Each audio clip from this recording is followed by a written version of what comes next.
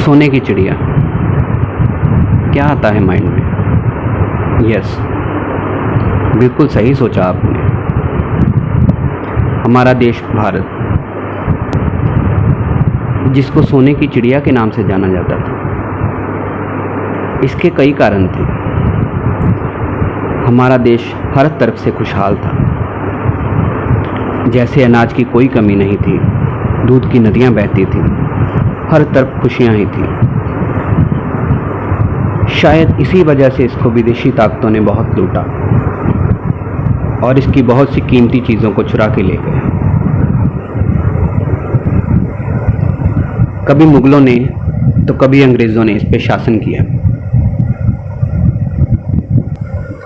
इन कीमती या फिर कहें बेशुमार कीमती चीज़ों में से एक धरोहर आज भी हमारे देश के याद आती है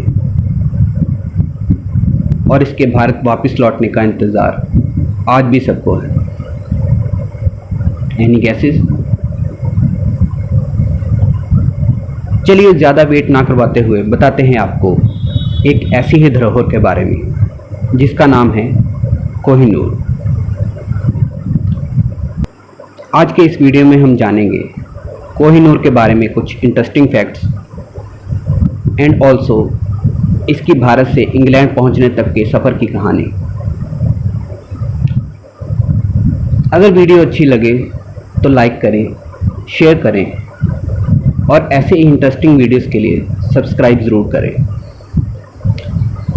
दोस्तों, जब हीरे की बात की जाती है तो दुनिया के सबसे प्राचीन और मूल्यवान हीरो के नाम में एक ही माइंड में आता है और वो है कोहिनूर।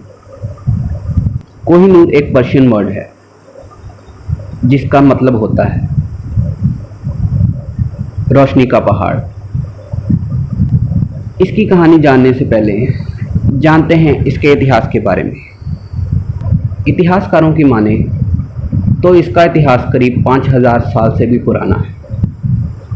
इसकी खोज आंध्र प्रदेश के गुंटूर ज़िले में स्थित गोलकुंडा की खदानों में खुदाई के द्वारा हुई थी।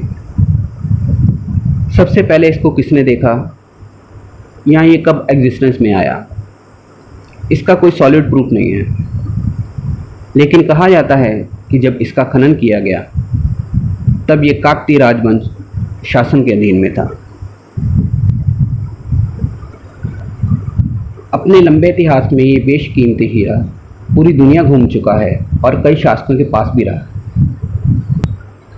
ये भारत के भीतर फारस, अफगानिस्तान के मध्य यात्रा करने के लिए भी जाना जाता है।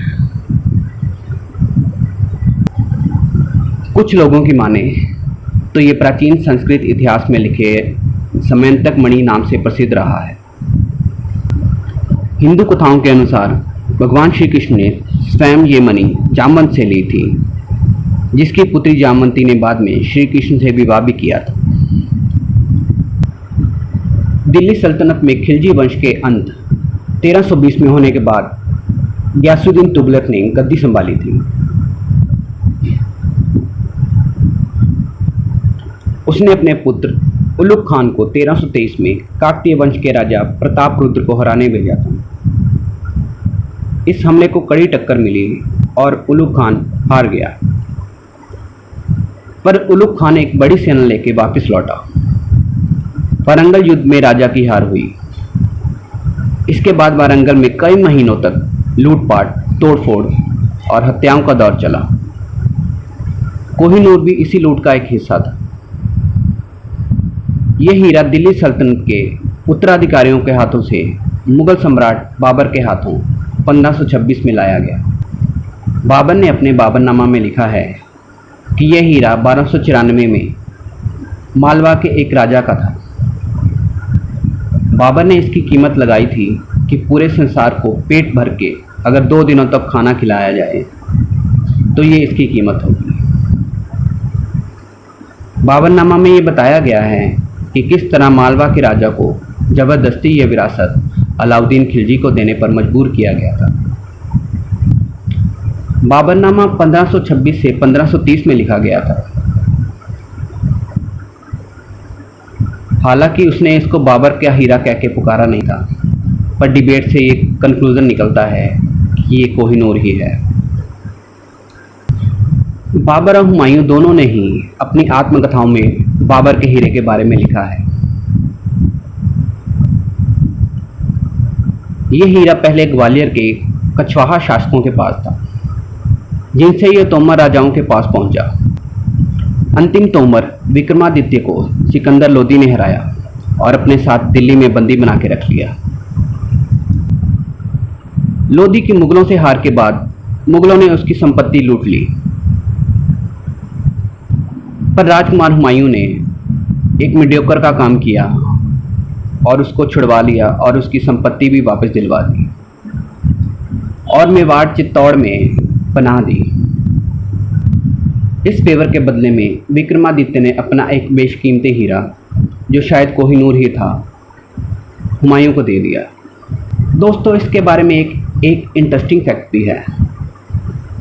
इसके बारे में कहा गया है कि जिस किसी भी आदमी के पास ये हीरा रहता है, वे दुर्भाग्य लेके आता है, और स्त्री के पास रहता है तो सौभाग्य लेके आता है। अब इसमें कितनी सच्चाई है ये तो भगवान जाने। शायद ये इसीलिए कहा जाता है कि जिस किसी के पास भी ये हीरा रहा है, उसका जीवन दुर्भाग्यपूर्ण ही रहा है।